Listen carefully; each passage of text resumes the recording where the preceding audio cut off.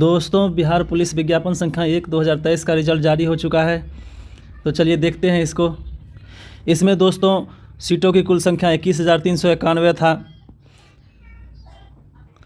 और इसका विज्ञापन जो है दोस्तों 9/6/2023 को पार्षद की वेबसाइट पर प्रकाशित किया गया था। इसके आरक्षण कोटि के अनुसार देखते हैं सीट का बंटवारा कैसे है।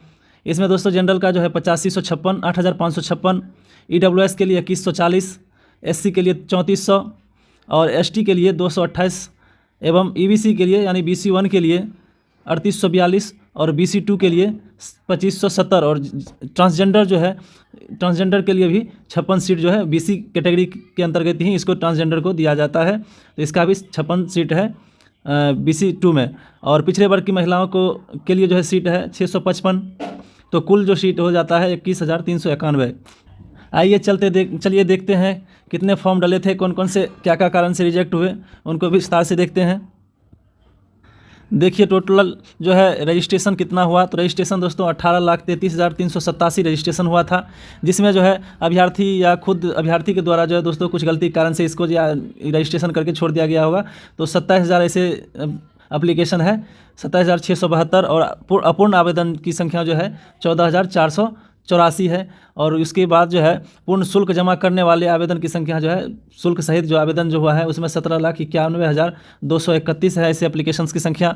और जो है रिव्यू के बाद जो है 3511 एप्लीकेशन को जो है अस्वीकृत किया गया। और इन सब के बाद जो है टोटल जो आवेदन की संख्या फ्रेश आवेदन जो है 17,87,720 ऐसे आवेदन पड़े।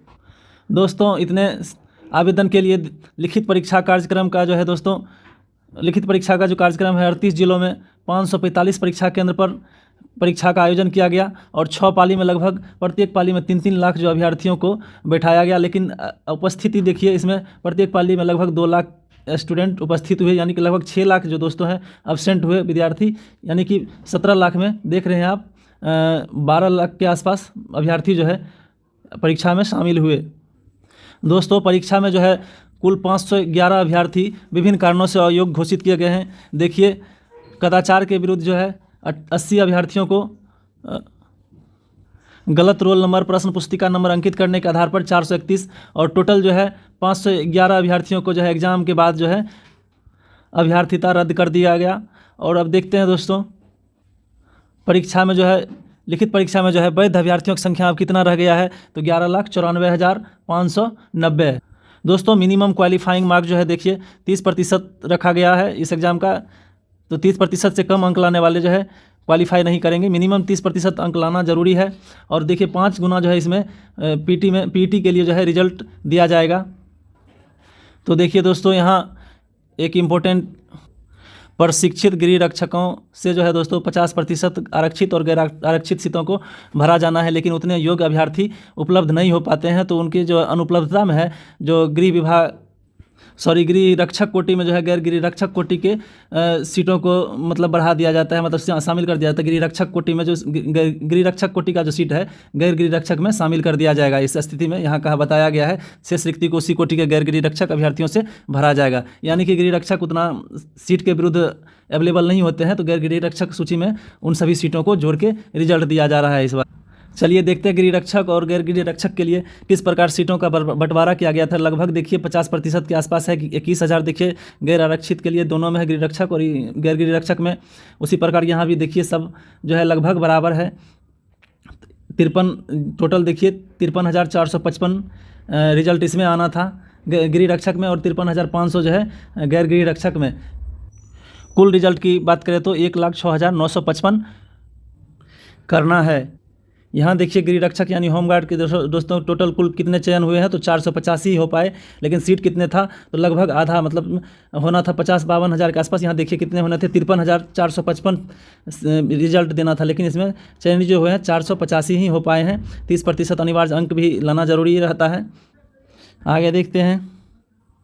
देखिए यहाँ गृह रक्षक कोटि में पर्याप्त संख्या में अर्हक अभ्यर्थी उपलब्ध न होने के कारण गैर गृह रक्षक अभ्यर्थियों की संख्या निम्न तालिका अनुसार पुनर्निर्धारित की जाती है। तो यहाँ देख रहे हैं गृह रक्षक में शॉर्टफॉल दिखाया गया है। गृह रक्षक को ए माना गया है और गैर गृह रक्षक को बी माना गया है। तो गैर गृह रक्षक में देखिए सीट किस प्रकार से बढ़ गए हैं। जितना भी यहाँ तो 485 हैं उपलब्ध हो पाए हैं उम्मीदवार, तो इसका 485 छाँट के इसमें देखिए A+B कर दिया गया, मतलब गैर गृह रक्षक का भी सीट इसमें जोड़ के कुल जो है गृह रक्षक का सीट जो है गैर गृह रक्षक में जोड़ के निकाला गया है। तो देख रहे हैं यहाँ कुल यहाँ क्या हो जाता है, होना था इसमें 20,900 खाली रह गया, ये शॉर्टफॉल हो गया 20,900 485 को छाँटते हुए, और इसमें 21,395 होना था। तो इसमें 21,395 और 20,900 जुड़ के 42,295 हो गया है, देख रहे हैं। तो इसका मतलब हुआ कि मतलब जो गृह रक्षक में जो अभ्यर्थी नहीं पूरा हो पाए तो उसको गैर गृह रक्षक कैटेगरी में जोड़ के इस बार रिजल्ट दिया गया है। यहाँ देखिए दोस्तों, अंतिम रूप से कुल चयनितों की संख्या है 1,06,594। और एक चीज़ देखिए दोस्तों, समान अंक के हो जाने के कारण दोस्तों देखिए कुछ एक्स्ट्रा अभ्यर्थियों का चयन करना पड़ा। इसमें देखिए जनरल से जो है 85, EWS से 12, SC से 8, अनुसूचित जनजाति से 3, BC यानी BC 1 से 23 और BC से 23 और BC महिला वर्ग से 5, और टोटल जो है कुल जो है ये जो है 124 अतिरिक्त अभ्यर्थियों का चयन किया जाना पड़ा इसमें, क्योंकि इन सभी का जो है अंक समान होने के कारण ये इन सबों को भी लेना पड़ा रिजल्ट में।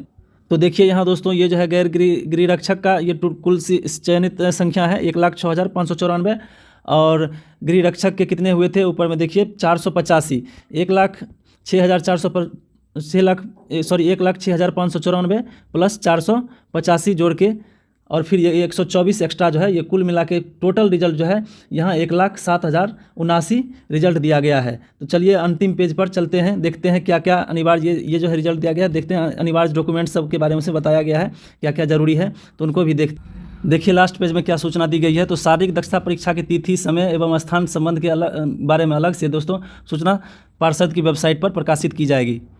और आगे देखते हैं इसमें मुख्य पॉइंट, पीईटी के दिन जो कौन कौन से डॉक्यूमेंट की आवश्यकता होगी। तो यहाँ देखिए पीईटी के अवसर पर दोस्तों अभ्यर्थी जो है निर्दिष्ट समय पर अपने ऑनलाइन आवेदन पत्र की पावती छाया प्रति, देख रहे हैं ऑनलाइन जो आप लोग आवेदन किए होंगे उनका जो है रिसीविंग ले जाना है साथ में, और साथ में जो है मूल प्रमाण पत्र को भी ले जाना है। तो मूल प्रमाण पत्र देखते हैं कौन कौन से मूल प्रमाण पत्र की छाया प्रति, एक सेट यहाँ देखते हैं मूल प्रमाण पत्र तथा उनका एक सेट छाया प्रति, उनका एक सेट मतलब फोटोकॉपी भी ले जाना है साथ में, और ओरिजिनल मूल प्रमाण पत्र भी होना चाहिए। तो चलिए देखते हैं ओरिजिनल मूल प्रमाण पत्र में क्या क्या ले जाना है और उनका एक छाया प्रति में। तो वैध फोटोयुक्त पहचान पत्र में जैसे आधार कार्ड हो गया, ड्राइविंग लाइसेंस हो गया, मतदाता पहचान पत्र इत्यादि जो भी है। जन्म तिथि के लिए दोस्तों मैट्रिक का भी सर्टिफिकेट वैलिड होता है, तो मैट्रिक का या समकक्ष मैट्रिक के समकक्ष जो भी डिग्री है तो उनका जो अंक प्रमाण पत्र ले सकते हैं, उनकी मूल प्रति यानी कि ओरिजिनल कॉपी लेके जाना है। इंटरमीडिएट यानी इंटरमीडिएट लेवल का ये एग्जाम है तो उसके लिए भी तो उसको चाहिए प्रूफ, तो इंटरमीडिएट समकक्ष परीक्षा उत्तीर्णता प्रमाण पत्र यानी कि आप इंटरमीडिएट उत्तीर्ण किए हैं या नहीं, पास किए हुए नहीं, तो उसके लिए भी इंटरमीडिएट का उत्तीर्णता प्रमाण पत्र यानी कि मार्कशीट या मूल जो उसको भी ले जा सकते हैं। तो इंटरमीडिएट समकक्ष परीक्षा अंक पत्र यानी इंटरमीडिएट का देख रहे हैं मार्कशीट और मूल प्रमाण पत्र या प्रोविजनल आप लेके जा सकते हैं। आइए अब देखते हैं caste related document. Caste related document में देखते हैं एससी और एसटी के लिए सक्षम प्राधिकार द्वारा निर्गत जाति प्रमाण पत्र यानी जाति प्रमाण पत्र हो गया और अस्थाई आवास प्रमाण पत्र। एससी एसटी को 2 प्रमाण पत्र लगेंगे, जाति और अस्थाई आवास का प्रमाण पत्र लगेंगे आरक्षण का लाभ लेने के लिए। दोस्तों बिहार के अस्थाई निवासी को ही आरक्षण का लाभ मिलता है, तो इसलिए अस्थाई निवास प्रमाण पत्र जरूरी है। पिछड़ा वर्ग में देखते हैं दोस्तों बीसी एवं ईबीसी में, तो इसमें सक्षम प्राधिकार द्वारा जाति प्रमाण पत्र तो जरूरी है, जाति प्रमाण पत्र, उसके बाद अस्थाई आवास प्रमाण पत्र भी चाहिए और सक्षम प्राधिकार द्वारा निर्गत क्रीमी लेयर प्रमाण पत्र यानी एनसीएल भी चाहिए। तो एनसीएल दोस्तों देखिए यहाँ लिखा हुआ विगत 1 वर्ष से पूर्व का निर्गत क्रीमी लेयर रहित प्रमाण पत्र यदि है यानी कि 1 वर्ष से पुराना है तो आपको जो है फॉर्म 18B में घोषणा पत्र जो है के साथ भरना पड़ेगा। 18B फॉर्म 18B को घोषणा पत्र के साथ संलग्न करना वहाँ अनिवार्य होगा। तो आपको अगर टाइम है तो अभी नॉन क्रीमी लेयर बना लें, कोई दिक्कत नहीं होगी, अभी आपके पास टाइम है, 1 महीना तो मिल ही जाना चाहिए टाइम। दोस्तों क्या क्या डॉक्यूमेंट्स लगेंगे इसके लिए एक अलग से वीडियो हम बनाएंगे, उसमें क्या क्या जरूरी डॉक्यूमेंट होंगे उनको डिटेल से चर्चा करेंगे। यहाँ अभी शॉर्टकट में देखते हैं क्या क्या जरूरी है ओवरव्यू में। अब देखते हैं स्वतंत्रता सेनानी के आश्रित के लिए जो क्या क्या जरूरी है। जिला पदाधिकारी यानी डीएम से डिस्ट्रिक्ट मजिस्ट्रेट आदि से जो है इनको उनके हस्ताक्षरित जो है प्रमाण पत्र चाहिए। और यहाँ एक चीज़ कहा गया स्वतंत्रता सेनानी के उत्तराधिकारी होने का परिचय पत्र मान्य नहीं होगा, यानी परिचय पत्र से सिर्फ काम नहीं चलेगा, वहाँ के जिला पदाधिकारी से प्रमाण पत्र निर्गत करवाना होगा और उसका अस्थायी आवास प्रमाण पत्र भी जरूरी है। और ईडब्ल्यूएस के लिए देखिए दोस्तों ईडब्ल्यूएस सर्टिफिकेट चाहिए और उसका अस्थायी आवास प्रमाण पत्र चाहिए। ट्रांसजेंडर के लिए भी दोस्तों ट्रांसजेंडर देखिए जिला पदाधिकारी द्वारा ट्रांसजेंडर होने संबंधी पहचान पत्र का जो है उसको प्रमाण पत्र चाहिए। ठीक है, पहचान पत्र चाहिए, पहचान प्रमाण पत्र, और उसका अस्थायी आवास प्रमाण पत्र भी चाहिए। देखिए होमगार्ड दोस्तों, होमगार्ड के लिए गृह रक्षक अभ्यर्थियों के लिए जो है केंद्रीय प्रशिक्षण संस्थान बिहार गृह रक्षा वाहिनी आनंदपुर बिहटा, यानी बिहटा में गृह रक्षा वाहिनी संस्थान है, प्रशिक्षण संस्थान है, तो उनसे निर्गत बुनियादी प्रशिक्षण प्रमाण पत्र, यानी कि वहाँ जो प्रशिक्षण लिए होंगे उनका जो उनका बेसिक सर्टिफिकेट उनको ज़रूरी है। होमगार्ड का वैध आईडी कार्ड होना चाहिए, आई कार्ड उसका होना चाहिए, और अस्थायी आवास प्रमाण पत्र होना चाहिए। यहाँ देखिए दोस्तों क्लियरली मेंशन किया गया है, आरक्षण का लाभ दोस्तों मात्र बिहार राज्य के मूल निवासी को ही देय है।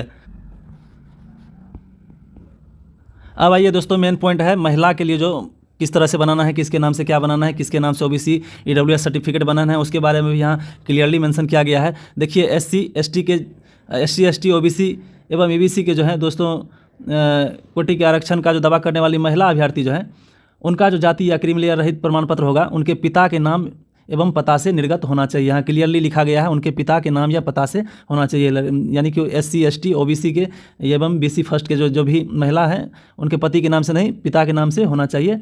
ठीक है, ना कि उनके पति के नाम से, क्लियरली मेंशन किया गया। देखिए, और इसमें ईडब्ल्यूएस में समझने वाली बात है। देखिए ईडब्ल्यूएस में क्या है, ईडब्ल्यूएस में दोस्तों जैसे जो भी महिला विवाहित हैं उनके जो है उनके पति के भी जो है अस्थायी प्रमाण पत्र जो है, अस्थायी निवास प्रमाण पत्र ज़रूरी है।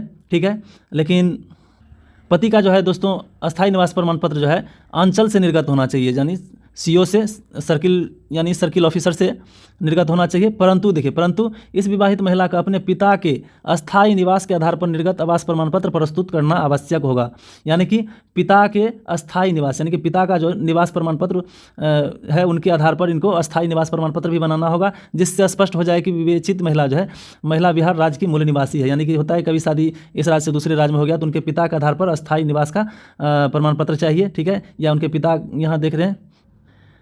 ठीक है, आय एवं परिसंपत्ति संबंधी प्रमाण पत्र निर्गत किए जाने की तिथि से 1 वर्ष के लिए वैध माना जाएगा। यानी कि इनकम सर्टिफिकेट सब जो है निर्गत किए गए तिथि से 1 वर्ष के लिए वैलिड माना जाएगा। ठीक है, 2022-23 के आधार पर ईडब्ल्यूएस प्रमाण पत्र मान्य होंगे। इस विज्ञापन हेतु देख रहे हैं, इसमें जो है दोस्तों 2022-23 का भी अगर ईडब्ल्यूएस प्रमाण पत्र है तो वो वैलिड होगा। यहाँ इंपॉर्टेंट है, अगर आपके पास 22 और 23 का ईडब्ल्यूएस बना हुआ है तो वो वैलिड माना जाएगा, तो उसको आप उपयोग में ला सकते हैं।